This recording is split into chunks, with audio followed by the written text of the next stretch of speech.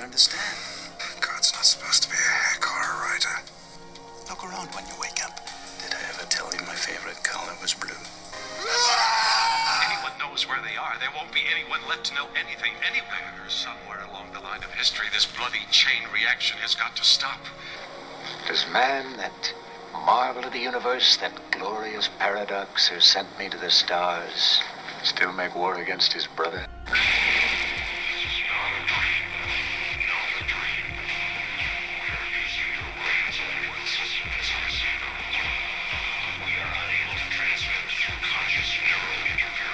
It's not real from your point of view, and right now reality shares your point of view. What scares me about Kane's work is what might happen if reality shared his point of view.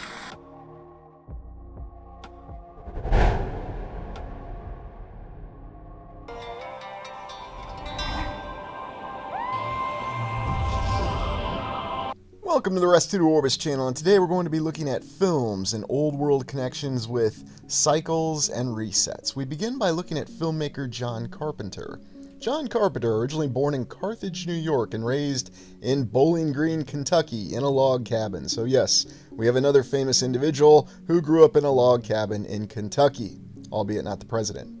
Carpenter's films are very intriguing because he does have a lot of allegory within his films, although we consider him one of the prominent old world filmmakers because of the fact that he does seem to make many direct references. Now, whether this is intentional or simply the product of his skilled filmmaking, it's a matter of debate. Whatever the explanation for it, there are a lot of old world references that are quite direct in John Carpenter's films. John Carpenter is considered a true filmmaker, and he's also a composer. So an artiste of many different reputations and capabilities. He even brought about the synthwave movement. One of his most well-known earlier film efforts past Halloween was Escape from New York.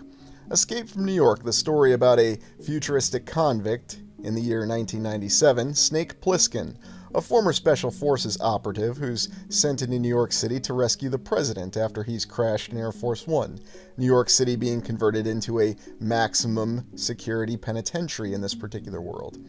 This is a very intriguing film because it does give you a lot of old world references, and when you step back and look at where they actually filmed this movie, in St. Louis, a place that we've explored numerous times, and even in Union Station, which is where Snake Plissken engages in his duel against the Arena Hulk, you notice that there are a lot of examples of old world architecture. And even though the film is set in New York City, you find that the filming location is quite inspired by John Carpenter, especially given the state of the downtown of St. Louis at the particular time of filming. But there's a lot more past this to be said for the films of John Carpenter. And while Escape from New York may not seem like it's your classic old world reference film, it is actually found in the locations and the set, and then of course the references for authoritarianism and some of the themes within this particular film, namely the fact that people are reduced to a state of barbarism. We go to In the Mouth of Madness, a 1990s film directed by John Carpenter based on Lovecraftian works. A very intriguing film that involves an insurance fraud investigator looking for a lost famous horror author named Sutter Kane. Yes, it's referencing Stephen King. They even mention him in the film to say, forget Stephen King. In this particular film, the fictional author Sutter Kane, portrayed by brilliant German actor Jürgen Prochnow, seems to be an individual who has the power to create things by the writing that he does in his novels. And in his own words, the more people read, the more people believe, and he has the power of creation within his hands. The film becomes very introspective in the fact that you can't tell whether it's actually from the creations of Sutter Kane or whether Sutter Kane is actually influenced by Lovecraftian entities called the Old Ones, or as they appear in the film, horrific monsters that are coming to devour all life on the world. Indeed, in the film you see the power of creation and how terrifying it really is, and it shows how John Carpenter understands the power of convincing psychological horror. The very benign act of riding a bus suddenly becomes a horrific nightmare when you realize that this author, Sutter Kane, really does have the power to change the very nature of reality. And indeed, it's one of the central themes throughout the film. Reality is not what it used to be.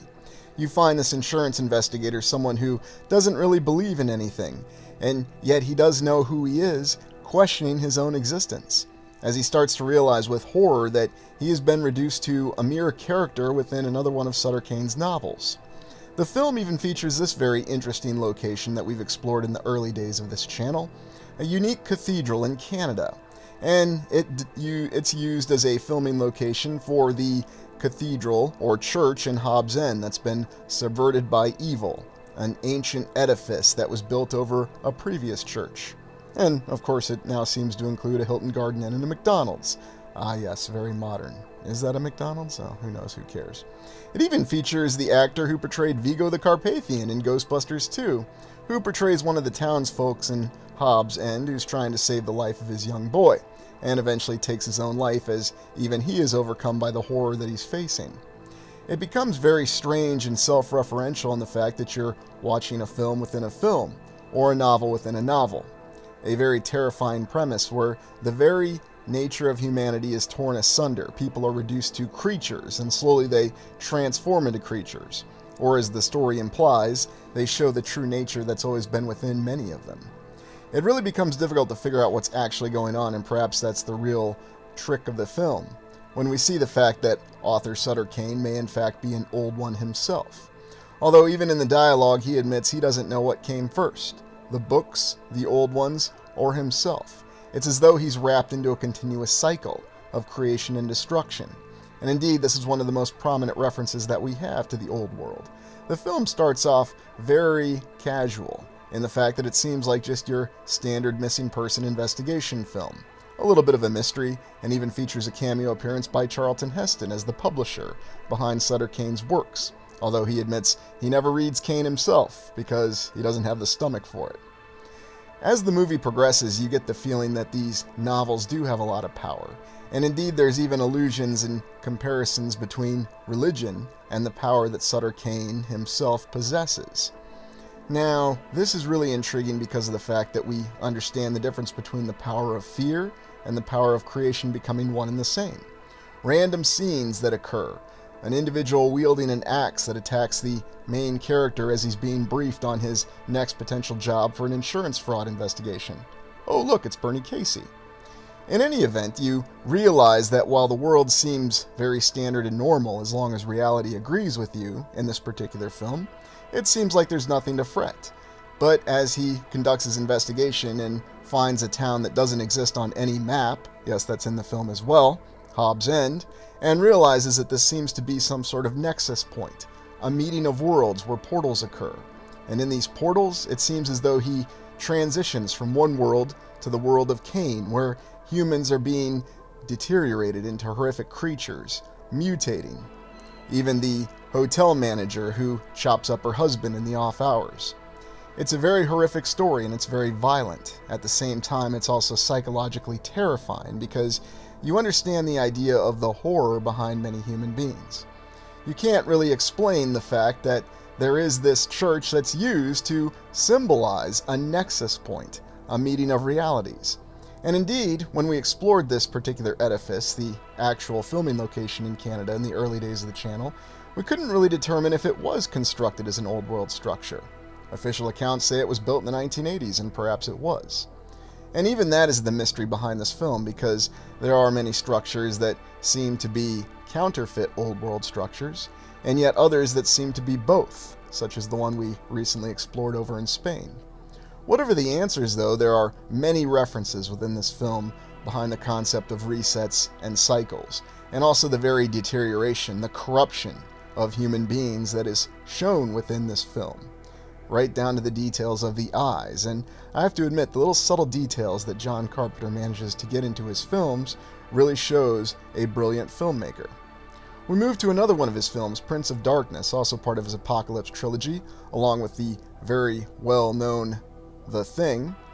In The Prince of Darkness, also, or rather released in the 1980s as opposed to the 1990s, we have the corporeal embodiment of Satan that is found in a church in Los Angeles.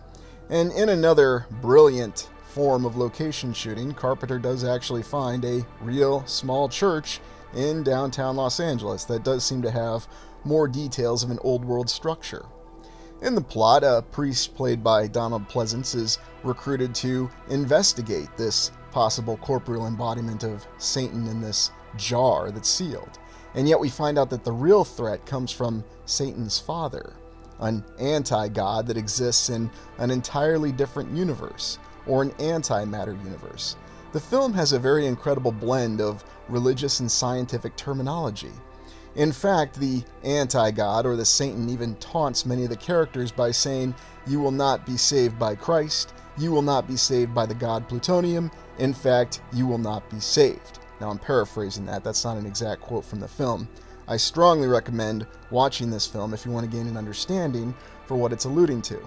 And again, we have another concept of a church being utilized potentially as a portal, although the mirrors in this particular film become the actual instrument of the portal.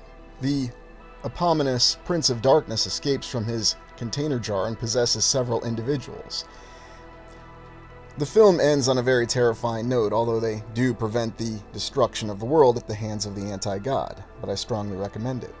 And then, of course, Carpenter's very well-known later 80s film, They Live, where a simple drifter acquires a pair of sunglasses, and when he looks through the sunglasses, he realizes that the entire world looks different, that there is some sort of signal that's being broadcast that shows the world that we see every day.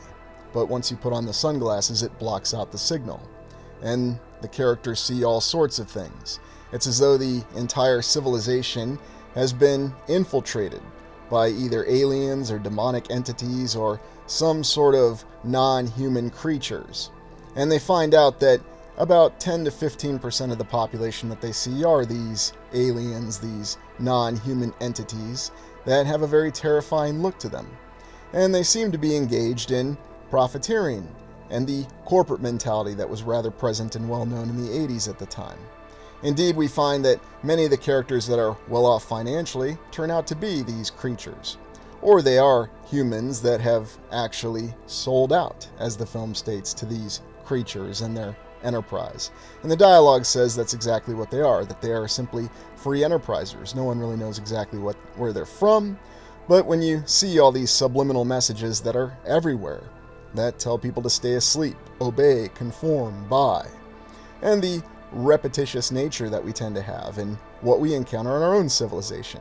You could even say that the subliminal messaging is a lot more direct these days, but perhaps that's just a perception. This film was released in the late 1980s, and I very distinctly remember the rather bizarre circumstances behind it. I recall going to a theater to see it, and the theater was completely packed. And indeed, all the subsequent showtimes, the theater was packed. The line was actually all the way around the street to see this film. 2 weeks later, inexplicably, the film was no longer available at the theater, because I'd told a couple friends and colleagues about it, and we were all going to go see it the following weekend, and it was no longer available to be seen at the theater. We had to wait until its subsequent release on VHS. So, John Carpenter really seemed to know something. Planet of the Apes, 1968 to 1973, a series of 5 films from the 1960s. The first film starring Charlton Heston as an astronaut who is sent from Earth on a mission to some star system in the Orion Belt. But during his mission, things go awry, and he ends up coming back to Earth. It's interesting to note that in the original Planet of the Apes, it begins with a scene of the astronauts in the spaceship with them going into a form of hypersleep. It should also be noted that this was released well before the Alien franchise. I always found it interesting how they depicted space, almost as though they were traveling through some sort of portal. When Charlton Heston arrives on the eponymous Planet of the Apes, and I'm sure you know the spoiler, it's actually Earth, he finds that there's an entire civilization of apes that strangely speak the exact same language that he does. And yet he finds this culture to be something that's upside down, in his words. He finds that even though the apes seem like they might be a improved culture over humanity, they still have the same details with them. They have cultural divisions, different species, and different ways in which they look down upon one another.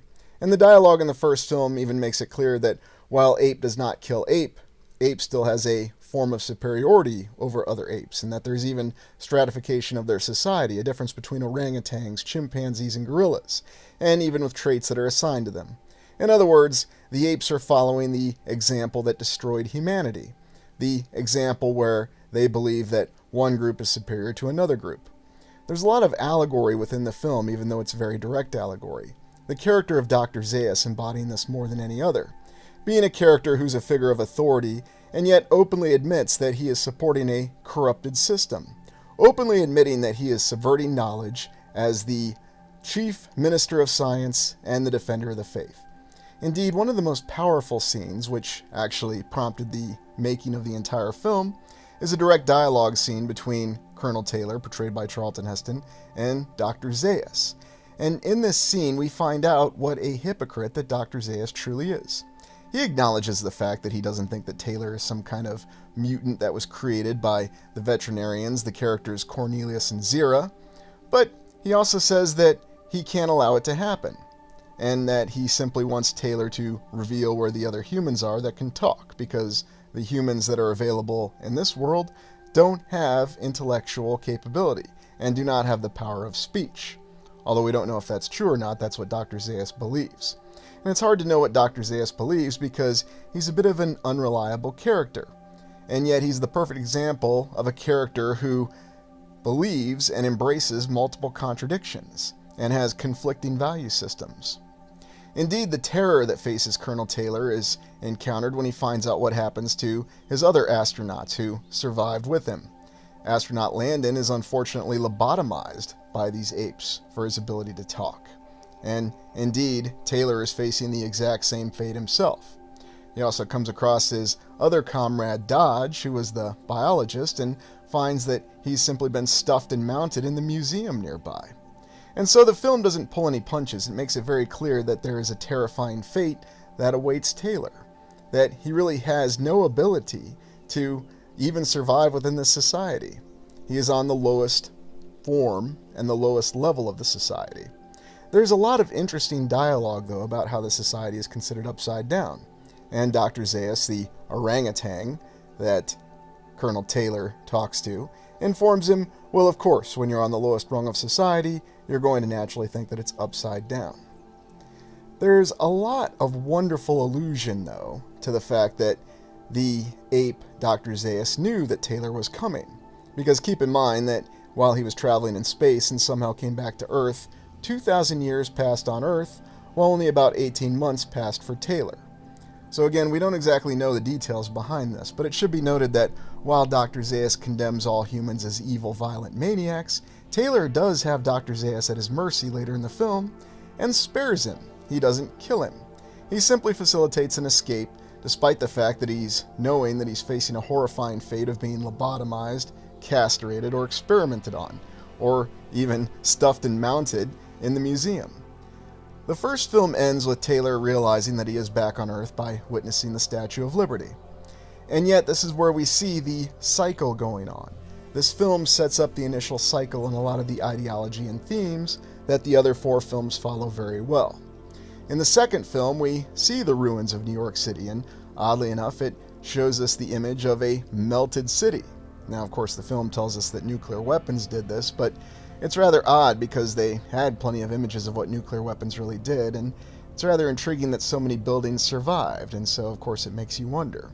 Now, the filmmakers had some very deliberate decisions that they made in the sequel Beneath the Planet of the Apes, although it's also interesting to note that star Charlton Heston did not want to continue making sequels, and came to an agreement that he was only going to be in the film very briefly, and they were going to cast a different lead, namely astronaut Brent, played by James Franciscus, who, with his skipper, follows Taylor's ship's course and ends up coming back to Earth only 2,000 years later as well. Only Brent survives and the rest of his crew is dead, and he tries to locate Taylor, finding out that Taylor seems to have disappeared in what the apes call the Forbidden Zone, this entire area of a desert that is the radiated remains of the human cities, specifically New York. Despite the fact that Beneath the Planet of the Apes, the second film in the series, had a very limited budget, they did an incredible job using matte paintings, sets, to really give you the idea of a civilization that's melted. Even more interestingly is the fact, or perhaps I should say an even more interesting fact, is that the structures that survive are actually old world structures. St. Patrick's Cathedral, the Library of New York, you actually see these structures depicted. Although in the long shot we did see that some newer structures survived, it's very intriguing to try to piece together what happened. The mutant society, or irradiated humans, or mutant humans that live underneath New York City, worship a bomb. It's a very bizarre and disconcerting scene when we see these mutated humans with telekinesis and psionic powers actually praying to this bomb and saying things such as the holy fallout. Again, some incredible and disturbing imagination went into creating this film. A film that's script and plot was actually limited by the fact that Charlton Heston did not want to do any more sequels and wanted to end with this second film. We even see the total hypocrisy of the apes when they act as though they are superior to the humans by not engaging in violence by attacking this mutant civilization. Even Dr. Zaius himself takes gleeful joy in destroying all the signs of this human civilization. It should be noted that these mutants didn't actually attack the apes and were only trying to defend themselves, utilizing harmless illusions. And so we see that the apes have started to really become like the humans in this film series already by the second film, engaging in terrifying acts of violence and a superiority perception, which in their minds justifies the destruction of any other form of life that they deem inferior. The depiction of the mutant civilization is very intriguing and a lot of thought went into it. And when you watch Beneath the Planet of the Apes, pay attention to how they show the melted remnants of New York City. The film ends with Taylor and Brent trying to stop a doomsday bomb that was not exploded from the war from 2,000 years earlier. Taylor is shot in the heart and begs Dr. Zaius to help him because he's simply trying to stop the bomb. But Dr. Zaius, despite being spared by Taylor in the first film, has not changed in any way, shape, or form. In fact, he simply engages in a rhetorical tirade talking about man is evil, while the gorillas are shooting and killing defenseless people all around them.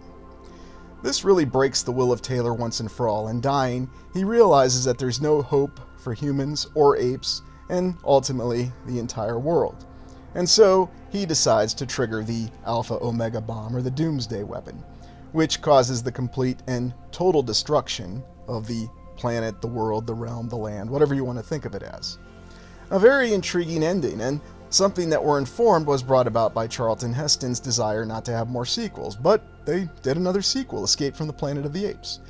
And while it may seem a little contrived that there was actually an ape, it should be noted that the ape civilization was probably on par with the mid-1800s human civilization.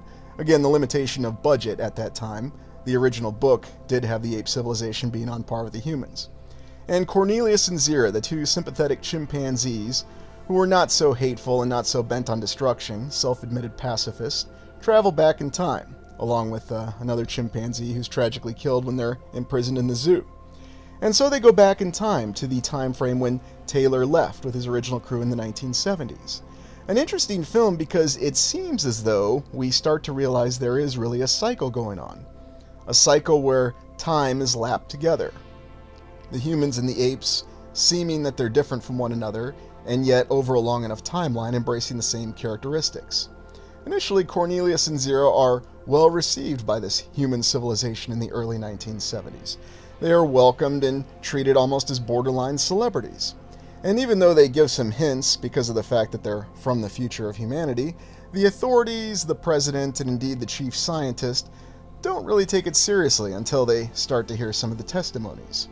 Dr. Haslin, who you could really say is the human equivalent counterpart to Dr. Zaius, or Dr. Zaius is the counterpart to him, fears what this future could provide, and does not want these apes to continue within their civilization. Indeed, he believes that they need to be castrated, and convinces the president that orders should be given that the apes should be locked up and studied, and prevented from having any offspring in the future. The president, played by William Wyndham, you might remember him as Commodore Decker from Star Trek The Doomsday Machine, gives the orders, and Dr. Haslin himself leads about a very horrific ape hunt for these two apes, Cornelius and Zira. The role is portrayed by actor Eric Braeden. Yes, that Eric Braeden who was in Colossus and for decades has portrayed Victor Newman in Young and the Restless, and really you could thank what soap operas are to his presence. He's a wonderful actor, and in this particular film, I do find his equivalency to Dr. Zaius quite intriguing because of the fact that while he does have the intellect to know better, and he does desire to save the world, so to speak. It's ultimately his efforts that end up locking both humanity and the ape civilizations into the cycle of ultimate destruction. And indeed, only the zookeeper Armando is the one who offers a safe haven to Cornelius and Zira. Their child is adopted by him and mixed into his chimpanzees, while Cornelius and Zira are hunted down by Dr. Haslin. Cornelius does manage to kill Dr. Haslin, and in the end, nothing is accomplished. However, their offspring, who takes the name of Caesar, eventually continues on. We find out that as a result of these space expeditions, as it were in the films, that a plague was brought back that killed all the cats and the dogs of the civilization. As a result, humans wanted new pets, and they brought in the apes. Yet, again, because of the disease, the apes evolved and grew much faster very quickly and developed intellectual capabilities. But with Caesar, an ape that could talk and think and plan, they had the ability to launch their own revolution. And indeed, we see that revolution in the film, the fourth film in the series, Conquest of the Planet of the Apes. And it's very intriguing to see this dystopian human civilization that is very authoritarian, depicted with many New World buildings. That by the end of the film, the apes have conducted a successful revolution in this particular city, and they overthrow the human authorities. It's also intriguing that they managed once again to make a very serviceable film despite having a rather limited budget. And again, it does tell a good story. Sort of makes you miss the days when the focus really was on the story. It's even more impressive when you consider that there were a lot of difficulties in trying to tell a continuous story. And yet, the real warning in these Planet of the Apes movies is the fact that both groups, the humans and the apes, are intrinsically linked. Their fates are intrinsically linked, and you even have characters that are counterparts or counterpoints of the characters. The Dr. Haslin and Dr. Zaius connection notwithstanding. You see all these different examples of these individuals who know better. And yet you find out the real theme in this is that both the humans and the apes want to treat groups exactly as the same. They believe that just because someone is a chimpanzee that they have certain traits and there are no unique individuals. Later in the future, the apes believe that all humans are evil and don't want to believe that Colonel Taylor is a different kind of human, an individual who actually questions humanity. And in Conquest of the Planet of the Apes, we see the ruthless human forces, led by Governor Breck, being unable to actually stop the apes. Although it's interesting to note that in the subsequent film, after a nuclear holocaust, the mutant humans are actually better equipped than the security forces that Governor Breck tries to suppress the ape revolution with. Suffice to say, Caesar and his ape revolution succeeds, and in two different cuts of the film, in the original cut, they did murder Governor Breck simply by beating him to death. Although in a recut version, in a newly filmed scene, the apes did decide to show mercy and allow Governor Breck to live, although he appears to have been subsequently killed in the nuclear holocaust. What's interesting is the films don't exactly tell us exactly what caused the nuclear holocaust, but it certainly alludes to it in the fact that what caused the nuclear holocaust is ultimately the same thing that caused the apes to hate humans and to distrust even themselves. The hatred based on a superiority-inferiority principle. Something that's a theme within these films. One group believes that they are superior to another group.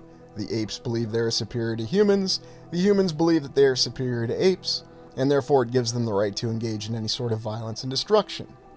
In the final film, Battle for the Planet of the Apes, this is after the nuclear holocaust, we see Caesar has set up an ape civilization outside of the city and leads an expedition into the melted ruined remains of the city where the uprising occurred in the previous film. Again, this film had a very limited budget, but made the most of it. Actor Claude Atkins portrays guerrilla leader Aldo, and Aldo is actually the first ape that really crosses the line by killing another ape, when he murders Caesar's son. And so, this is where the film series comes full circle.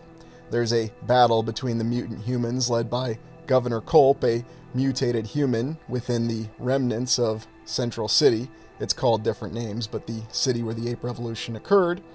And he takes the mutated humans and tries to destroy Caesar's ape civilization, which does also have humans with it that live in a second-class status. And here's the example where Governor Culp has better equipped or a better equipped army than the security forces did before the Holocaust, but I'm sure there was a lot of surplus equipment laying around. What's really intriguing about all this, though, is that we see there's the same type of character that repeats throughout the different movies. Governor Culp and Aldo are again those counterpoint characters, an ape and a human who are very much alike.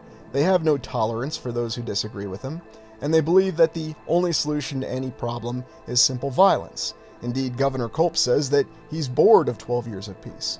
And the dialogue featured at the beginning of this exploration was actually Governor Culp talking to his second-in-command, Mendez, about the fact that they needed to stop this cycle of violence, because if they kept killing each other, there'll be no one left to know anything about anything. And indeed, that's what's alluded at. That's the great tragedy within the original 5 Planet of the Apes films. Subsequently, the apes managed to defeat Governor Culp's small makeshift army, and there's a series of deleted scenes where we see that the surviving humans within Central City do actually possess the Alpha Omega Doomsday Bomb, the same bomb that would subsequently be detonated by Colonel Taylor 2,000 years in the future. However, these scenes were deleted. We do see that Caesar does try to make amends and take a different path by, instead of allowing humans as second-class citizens, integrating a true civilization where there is a chance for everyone to actually live on the same status, learning from the example, even the bad example, of General Aldo.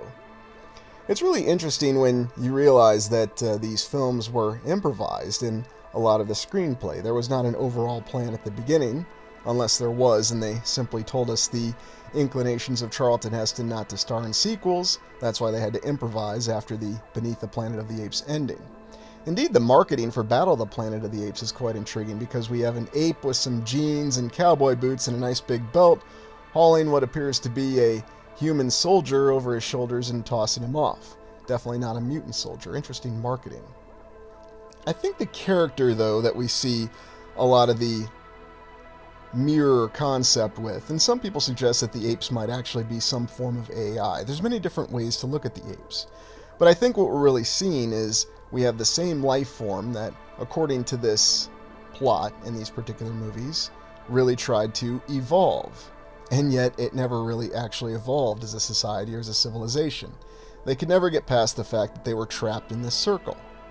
The real circle being the fact that when Colonel Taylor goes to the future, he's going to see how humans are treated by this ape civilization. And he's also going to see that some apes are more equal than others, and the cycle will continue. He'll detonate the bomb, the apes will go back in time, and all civilizations will be destroyed. This is alluded to at the ending of Battle of the Planet of the Apes, where we see the statue of Caesar shedding the tear. The concept of a cycle, a reset cycle that cannot be broken. A warning. Certainly none of these themes are present in the current Planet of the Apes film series. I'm not saying it's a bad film series, merely that it doesn't have these allusions to the concept of a cycle and the denigration of civilization, because of the fact that people give in to their own egos, and they always have this superiority/inferiority perception, and that's what drives the violence, at least according to the themes within this particular film. I'm not imposing my own opinion here, merely sharing what the old world references are from the original Planet of the Apes film series. It did develop into a TV series that was rather quite interesting, and only lasted for a few short years. We'll conclude this exploration by looking at Dune, David Lynch's Dune from 1984. This was the adaptation of Frank Herbert's considered the best of all science fiction novels. And as you recall, science fiction has a very intrinsic connection to the old world, because you can actually refer to the old world a lot more directly in science fiction. David Lynch is a very interesting filmmaker. And unlike John Carpenter, who is also a great filmmaker, in my opinion, maybe you don't think they are, and that's completely alright, let me know in the comments, David Lynch is a lot more abstract, and he does operate in more allegorical terms. However, I feel that the adaptation that he had for Dune, which he filmed in Mexico City in the early 1980s, was a lot more in line with what Frank Herbert had written in his novel. Now, I'm not saying that to denigrate the sci-fi miniseries, or even the more recent Denis Villeneuve adaptation. It is a very well-made film, But it's rather peculiar that there's certain elements of the Frank Herbert story that are not included in the modern adaptations, indeed the most recent adaptation. And I think one of the most odd missing details is the fact that the spice navigators, the evolved humans from thousands of years of using spice, or human beings with augmented capabilities, are not depicted at all in the current film series. And yet they were a centerpiece of what David Lynch showed in his adaptation of the Dune novel by Frank Herbert. And by all means, read the original Frank Herbert novel. It's an incredible story, and you'll find all sorts of old world references. But the reason I wanted to highlight David Lynch's effort is I believe he had the vision to really make a masterpiece of a film that would have adequately adapted Frank Herbert's very difficult to adapt novel to the big screen. He was denied final cut, though, of the film, and indeed, you get the idea that what they left, it was supposed to be a 2-hour popcorn movie, even though David Lynch clearly intended a longer movie. That really gives you the idea of an entirely different civilization. One of the issues that I have with a lot of modern films is it seems as though the imagination is limited in terms of depicting what's an entirely different civilization. I also think that the casting was spot on for the 1984 Dune adaptation by David Lynch. That many of the performers that were cast in the parts that they were in, specifically Francesca Annis, were perfectly cast to really portray these characters and bring them to life. I think that Lady Jessica, and of course Gurney Halleck, and this was back in the day when Patrick Stewart could make anything cool, even holding a pug and going into battle. Yes, there were some odd things in the film, but that's what gave it a little bit of its charm. That was really the detail behind it. There were things that you would never see in any other film, and that's what made this particular film feel unique. Right down to having the soundtrack done by the band Toto. Yes, Toto did the soundtrack to this film, and I think it's an incredible soundtrack, again, just my opinion. Also pointing out, though, to the set design. It really felt that you were looking at an entirely different civilization when you watched this film. And so whenever I'd go back and I'd read the Dune novels, I would always take the impressive set and costume design from this film, which a lot of effort went into, and transpose that to reading those novels. I always saw Emperor Shaddam IV as looking like this particular performer in this particular costume. And there were many adaptations of Dune that still took this aesthetic. Now granted, the sci-fi series didn't. And a lot of credit is owed to both producer Rafaela de Laurentiis and director David Lynch. If David Lynch was given final cut of this film, we would have had a true masterpiece. And the great tragedy is the fact that even though David was denied final cut of this film by the studio, you could still get an idea of just how incredible of a film it was going to be. Now, the 2-hour release was basically incomprehensible unless you actually read the book. But in the late 1980s, there was a television release that actually restored a lot of the lost footage. It's about a 4-hour long television film. Now, David Lynch was understandably upset by this because this really gave you the impression of the film he wanted to release, but he was not involved with the restoration process. And so therein lies the great tragedy. It does give you an idea of how incredible of a film this could have been. A true masterpiece that would have been remembered for decades, on the lines of Lord of the Rings, the original film series. Even the original ending that David Lynch had planned for this film, which was not filmed because his special effects budget was cut, which showed the control and destruction of the Spice Navigators, was very intriguing. It's something that actually elevated the material, and yet still felt like it referenced what was going to come in the future in the Dune novels, with the whole concept of humanity trying to escape from the cycles that it was trapped on. Escape from the curse of prescience. That was the whole point of the novels. And indeed, the central character's son, Paul Muad'Dib, Leto Atreides, or Paul Atreides, his son, Leto Atreides, would eventually ascend to become God Emperor of Dune and live for thousands of years. But everything he did was to bring humanity on a golden path, to free humanity from the trap of prescience, and ultimately the cycle of reset. Now, this is all what was in the original Frank Herbert books, and the Frank Herbert series, unfortunately, was not finished by Frank Herbert as he passed away after the 5th novel, Chapter House Dune, was published. We get an idea, though, of what may have been possible and what David Lynch may have envisioned if he was able to adapt more of these books into films. And I think that it's a real tragedy that we won't get to see this. We only have some of the storyboards and just some of the ideas, but we can get an idea of the amount of imagination that went into this. Now, there is the reference that filmmaker Alejandro Jodorowsky in the 1970s was going to adapt Frank Herbert's novel into a film as well, but he couldn't complete it because he had actually planned a 15-hour-long film. And there's some rather interesting things that Alejandro Jodorowsky says about the actual work of Frank Herbert. You almost get the feeling that he didn't really want to respect the spirit of it. Now, you can listen to what he says in his own words, but for whatever reason, I feel that David Lynch had the real vision that was in line with what Frank Herbert had written about, and really could have conveyed that story in the art form of filmmaking. And I dare say David Lynch was the only one who could have done it. Now, if you really want to see some other allegorical references to the old world, watch any one of David Lynch's films, because he actually throws a lot of interesting things. And he doesn't tell people what to think about his films. He says it's open for interpretation, as are my explorations. What do you think of this exploration of the old world in film and these references? Thank you for joining me. Please like, comment, and subscribe.